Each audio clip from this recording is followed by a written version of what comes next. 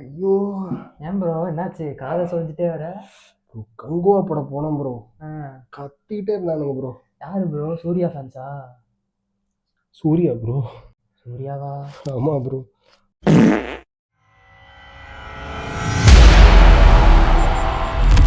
Okay, இன்னைக்கு வந்து சினிகாசன் சேனல்ல என்ன பார்க்க போறோம்னா கங்குவா படத்தோட ட்ரெய்லர் தான் பார்க்க. நான் யாருன்னு தெரியாதா? இவர் வந்து இவருக்கு பதிலா இவர் அப்படிங்கிற மாதிரி, சூர்யாவுக்கு பதிலா இது வந்து சஜுன்.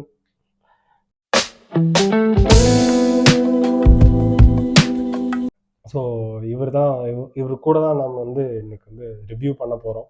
அதுவும் எந்த படம்னா கங்குவா. ஸோ சஜுன், உங்கள் கருத்துக்களை வந்து சொல்லிடுங்க. சுமார் 350 கோடி போட்டு எடுத்த படம். ஆனால் நான் வந்துட்டு ரொம்ப எதிர்பார்த்து போனேன். சரி, நம்ம சிவா வேற அது இதுன்னு சொல்கிறாரு, ரொம்ப ரொம்ப ஹைப் கொடுத்த படமாக இருந்துச்சு. நானும் எதிர்பார்த்து போய் ஃபஸ்ட்டு அந்த ஆரம்பத்தில் அந்த எப்படி சொல்கிறது, இந்த பாஸ்ட் போர்ஷன்ஸ்லாம் பார்த்தோன்னே எனக்கு வந்துட்டு சரி படம் முடிஞ்சு போல அப்படி இப்படின்ற மாதிரி இருந்துச்சு. அப்புறம் அந்த பீரியாடிக்கல் போர்ஷன்ஸ்லாம் வரும்போது ஓகே கொஞ்சம் நல்லா போகுது அப்படி அந்த மாதிரி இருந்துச்சு. அப்புறம் கிளைமேக்ஸில் அந்த கேமியோ, அது சொல்லக்கூடாது, சிலருக்கு தெரியும், சொல்லக்கூடாது. பட் இருந்தாலும் கொஞ்சம் ஒரு ஓவராலாக ஃபுல்லாக எடுத்து பார்க்கும்போது கொஞ்சம் ஒரு ஆவரேஜ் படம் தான். எனக்கு ஒன்றும் பெருசாக எதுவும் ரொம்ப ஹைப்புக்கு ஏற்ற மாதிரி வராத மாதிரி இருந்துச்சு. ஸோ எல்லா அன்பான ஃபேன்ஸுக்கும் வந்து கொஞ்சம் டிசப்பாயின்மெண்ட்டாக தான் இருக்கும்னு நினைக்கிறேன். பிகாஸ் வந்து ஒரு 2 இயர்ஸ் கழிச்சு அவரோட படம் வந்து கடைசியாக 2022 தான் ஈட்டி வந்துச்சுல. ஈட்டிக்கு அடுத்து விக்ரம் கேமியோல, அதுவும் அந்த ரோலெக்ஸா பார்த்தது தான் கடைசி, அவர் ஸ்க்ரீனில் பார்த்ததே கடைசியா. அதுக்கப்புறம் 2 இயர்ஸ் கழிச்சு ரொம்ப சரி இப்படி ஒரு படம் வருது, இவ்வளோ பட்ஜெட்டில் போட்டு பண்ணுறாங்க, அப்புறம் கண்டிப்பாக நல்லா இருக்கும். அப்புறம் சிறுத்தை சிவா அவர்களும் 2-3 படம் கொஞ்சம் டிஃப்ரெண்ட் காம்போவாக இருந்துச்சு. சிவாவும் சூர்யாவும் பண்ணுறது வந்து ஓகே, கொஞ்சம் டிஃப்ரெண்ட்டாக இருக்கும். ப்ளஸ் வந்த போஸ்டர்ஸ் எல்லாமே அப்படி தான் இருந்துச்சு. ஸோ அதுக்கான ஹைப் இருந்துச்சு. ப்ளஸ் 3Dயில் எடுக்கிறாங்க, அத்தனை லாங்குவேஜில் வந்து எடுக்கிறாங்க, அந்த மாதிரி நிறையா ஹைப் போயிட்டே இருந்துச்சு.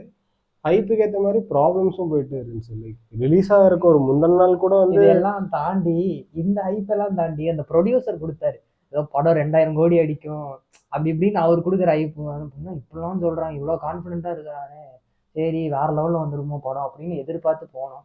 பார்த்தா அது ரொம்ப எப்படி சொல்றது, ஒரு டிசப்பாயிண்டோடு தான் முடிஞ்சுது. பட் வந்து இப்போ இது வந்து எங்கள் பர்சனல் கருத்து தான். உங்களுக்கு வந்து எப்படி அது ஒர்க் அவுட் ஆகுங்கிறது வந்து தெரியல. பட் வந்து டிசப்பாயின்மெண்ட்னா படம் ஃபுல்லாக டிசப்பாயின்மெண்ட்டே தான் இருக்கான்னு கேட்டால் கிடையாது. மெயினாக வந்து அந்த படத்தோட ஆங்கர், அதாவது அதை வந்து தூண் மாதிரி பிடிச்சி நிற்கிறதுனா சூர்யாவோட பர்ஃபார்மன்ஸ் தான். அது வந்து படத்துக்கு எவ்வளோ பெரிய ப்ளஸ்னால்,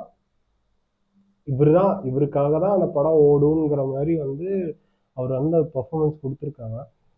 எனக்கு தெரிஞ்சு வந்து கதைலாம் வந்து ஒரு நல்ல கதை தான்.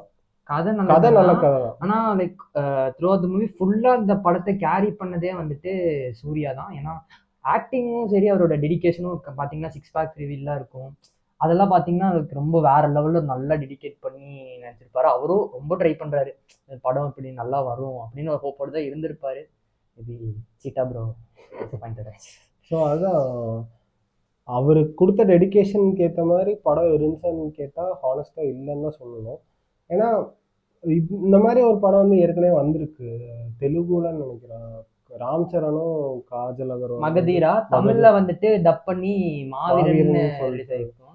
ஸோ அதே ஸ்டோரி பிளாட் தான், அதே கொஞ்சம் மாற்றி கொஞ்சம் எடுத்தா சரி. காஜல் அகர்வாலுக்கு பதிலாக அந்த பையனும் அப்புறம் அந்த மாதிரி அது அது வந்துட்டு இப்போ பார்ட் 2ல தான், அது நமக்கு பார்ட் 2 ஒன்று இருக்கு. பார்ட் 2ல பார்த்தீங்கன்னா அது சொல்லக்கூடாது, அது கிளைமேக்ஸ் பார்த்தீங்கன்னா உங்களுக்கு தெரிஞ்சிடும். அது மேபி இப்போ அது எக்ஸாக்டா அந்த பையனை வச்சு என்ன பண்றாங்க அப்படிங்கிறது, அது எதுக்காக அந்த பையனை வந்து கடத்திட்டு போறாங்க அப்படிங்கிறது வந்து இன்னும் ரிவீல் ஆகல.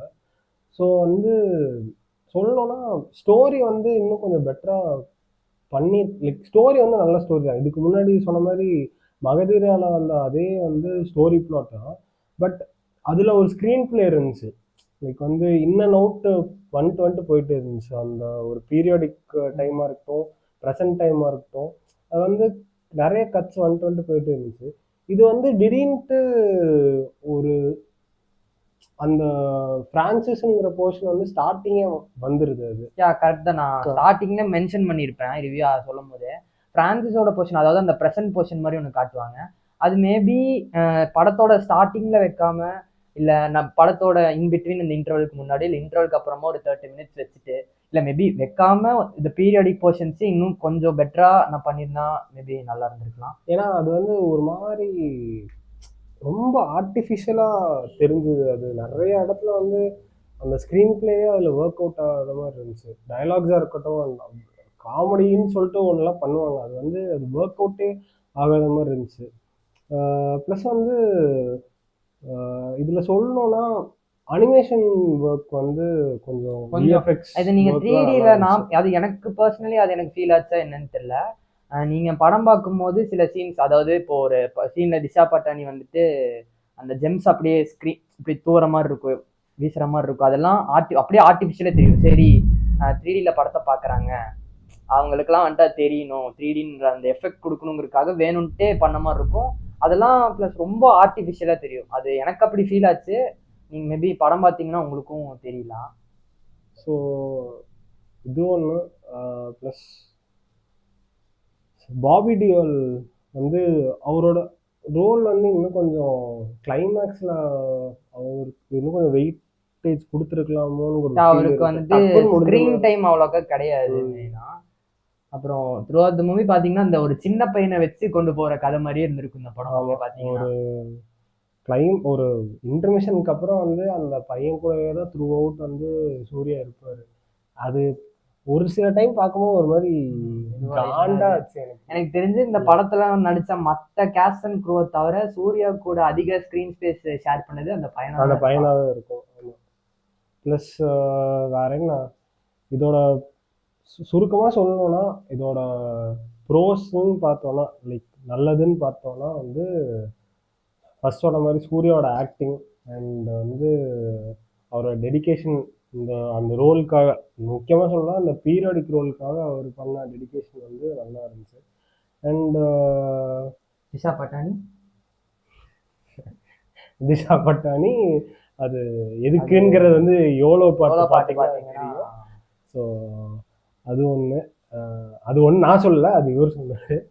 அது இல்லாமல் சொல்லணும்னா இந்த ஸ்டோரியில் வந்து ஒர்க் பண்ண அந்த பீரியாடிக் ஃபிலிம், அந்த பீரியாடிக் பார்ட்டுக்கு வந்து ஒர்க் பண்ண டெக்னீஷியன்ஸ் வந்து லிட்ரலாக அது வந்து ஒரு சில இடத்துல வந்து அவங்க ரியல் இதுலேயே ஷூட் பண்ணியிருக்காங்க, ரியல் ஃபாரஸ்ட்லேயே ஷூட். அந்த ஃபாரஸ்ட்லாம் வந்துட்டு ரியல் பிளேஸாக இருக்கும், ஒரு சிலது வந்து இதுவாக இருக்கும், செட்டாக இருக்கும். ஸோ அது ரெண்டுமே வந்து டிஃப்ரென்ஸ் தெரியாத மாதிரி தான் வந்து மேக்ஸிமம் அவங்க வந்து ட்ரை பண்ணியிருக்காங்க. ஸோ அது ஒரு பிக் அட்வான்டேஜ். அண்ட் சினிமோட்டோகிராஃபியும் வந்து நல்லா தான் இருந்துச்சு. ஷார்ட்ஸும் ஒவ்வொன்றும் ரொம்ப டிஃப்ரெண்ட்டாக தான் இருந்துச்சு. அண்ட் மற்றபடி சொல்லணுன்னா மியூசிக்கும் டிஎஸ்பி வந்து எப்படி சொல்கிறது, ரொம்ப நல்லா கொடுத்துருக்காருன்னா கிடையாது. பட் ஆனால் ஒரு சில இடத்துல வந்து ஒர்க் அவுட் ஆச்சு. முக்கியமாக சொல்லணும் தலைவனே சாங் வந்துட்டு அந்த பிளேஸ்மெண்ட்ஸ் அந்த சீனுக்கு வச்ச லைக் அந்த தியேட்டர்ல அந்த சாங் கேட்கும்போது ரொம்ப நல்லா இருந்துச்சு. அது நல்லா இருந்துச்சு. அண்ட் முக்கியமாக அந்த பிஜிஎம் ஒன்று வரும் பீரியாடிக் டைமில் வந்து அந்த சூர்யா என்ட்ரி ஆகும்போது ஒரு பிஜிஎம் வரும். இது டீசர் ட்ரெய்லர்லாம் அதுதான் வந்து ஸ்டார்டிங் அந்த படத்தோட அனௌன்ஸ்மெண்ட் டைம்லேயே விட்ட அந்த மியூசிக், அந்த பிஜிஎம் அது நல்லா ஒர்க் அவுட் ஆச்சு. ஸோ மற்றபடி சொல்லணும்னா ஒன்றும் பெருசாக இதில் அட்வான்டேஜஸ்ன்னு சொல்ல முடியாது. ஸோ நல்லா இல்லைங்கிற சொல்லணும்னா ஸ்க்ரீன் பிளே இன்னும் கொஞ்சம் பெட்டராக போயிருக்கலாம்னு, இந்த படத்தையே இன்னும் கொஞ்சம் பெட்டராக எடுத்திருக்கலாம். லைக் அந்த பீரியாடிக்கும் அந்த ப்ரெசன்ட் டைமுக்குமே வந்து ரொம்ப ஏதோ எதுக்கு அது வருது, அப்போ எதுக்கு ப்ரெசன்ட் போர்ஷன் டக்குன்னு மாறுது அப்படிங்கிற மாதிரி டக்குன்னு போயிட்டே இருந்துச்சு. அது அப்படி இல்லாமல் கொஞ்சம் உட்காந்து யோசித்து எழுதியிருந்தாங்கன்னா, ஸ்க்ரீன் பிளே வந்து கொஞ்சம் டைட்டாக எழுதியிருந்தாங்கன்னா மேபி இது இன்னுமே கொஞ்சம் நல்லா ஒர்க் அவுட் ஆகிருக்குமோ அப்படிங்கிறது வந்து தோணுது. அண்டு மற்றபடி சொல்லணும்னா எல்லாத்துக்கும் பிடிக்குமாங்கிறது தெரியல. மேபி எங்களுக்கு அன்பான ஃபேன்ஸ்க்கு பிடிக்கிறதே டவுட் தான். டவுட்டு தான்.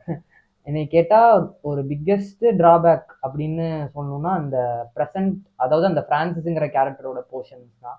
அந்த 30 மினிட்ஸை மேபி இன்னும் நல்லா பண்ணியிருக்கலாம். இல்லை என்னை கேட்டிருந்தா அந்த போர்ஷனையே அவாய்ட் பண்ணிட்டு அது மேபி அது வைக்கிற அந்த அந்த போர்ஷன் வந்து வச்ச டைம் வந்து ஸ்டார்டிங்கே வைக்காம, ஸ்டார்டிங் நம்ம எடுத்ததுலேருந்தே பீரியாடிக்காக போயிட்டு ஒரு இன்டர்மிஷன்லையோ இல்லை வந்து ஒரு கிளைமேக்ஸ்லேயோ வந்து அந்த போர்ஷன் வர மாதிரி இருந்துச்சுன்னா மேபி அது நல்லா இருந்திருக்குமோன்னு தோணும். ஏன்னா ஒரு இந்த பீரியாடிக் போர்ஷன் ஸ்டார்ட் ஆனதுக்கப்புறம் அதே தான் த்ரூ அவுட்டாக போயிட்டே இருந்துச்சு.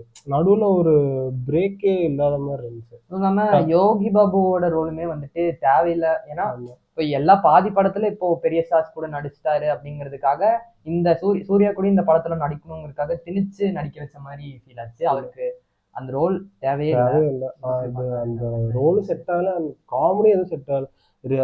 கிங்ஸ்லேயும் இருக்காரு, அவரும் எதுக்கு அந்த படத்துல இருந்தாருங்கிற மாதிரி தான் இருந்துச்சு. மற்றபடி எதுவும் பெருசாக ஒர்க் அவுட் ஆகலை. ஒரு சில சீன்ஸ் வந்து கூஸ் பம்ப் சீன்ஸில் இருந்துச்சு. அந்த என்ட்ரி ஆகட்டும் இல்லை தலைவனே சாங் வந்து அந்த பிளேஸ்மெண்ட் பயங்கரமாக இருந்துச்சு. அவ்வளோதான். இருக்கிறதுலே ஒரு கூஸ் பம்ப்ஸ் வர சீன் பார்த்துட்டிங்கன்னா அந்த கிளைமேக்ஸ், அந்த கேமியோ. அது நீங்க பாருங்க, சொல்லக்கூடாது. ஸோ அவ்வளோதான். நீங்கள் வந்து ஒரு வாட்டி போய் பாருங்க, ஒன் டைம் வாட்சபிள். அது அந்த கான்செப்ட் எனக்கு பர்சனலாக பிடிக்காது. ஏன்னா எல்லா படத்தையும் ஒரு வாட்டி நம்ம பார்த்து தான் ஆகணும். ஒன்று சொல்லணும்னா நீங்கள் எதுவுமே லைக் ரொம்ப எதிர்பார்க்காம, சரி ரொம்ப எதிர்பார்க்காம போனீங்க அப்படின்னா நல்லா எக்ஸ்பெக்டேஷன் வச்சு போனீங்கன்னா எக்ஸ்பெக்டேஷன் ஹர்ட்ஸ் தான், திருப்படி தான். நாங்களும் அப்படி போய் தான் இப்போ எக்ஸாக்ட்லி மனசு உடஞ்சு வந்திருக்கோம். ஸோ அவ்வளோதான். தியேட்டரில் போய் பார்க்குறதுனா பாருங்கள், பார்க்கலாம்னு நினைக்கிறேன். ஒரு தியேட்டர் எக்ஸ்பீரியன்ஸ் புதுசாக இருந்துச்சு, பட் நல்லா பண்ணியிருக்கலாம். அவ்வளோதான். இதில் என்னன்னா அஜித் மாதிரி சூர்யாவும் சிக்கிடுவாரோ அப்படிங்கிற ஒரு ஆமேஷ் யாரும் ட்ரிகர் ஆக வேண்டாம். இல்லை சொல்கிறேன், நடந்ததை சொன்னேன், நடக்க போகிறது என்ன நடக்க போகுது. எதை கரெக்டாக வடிவமைச்சாரோ இல்லையோ, திஷா பட்டான் வேற லெவலில்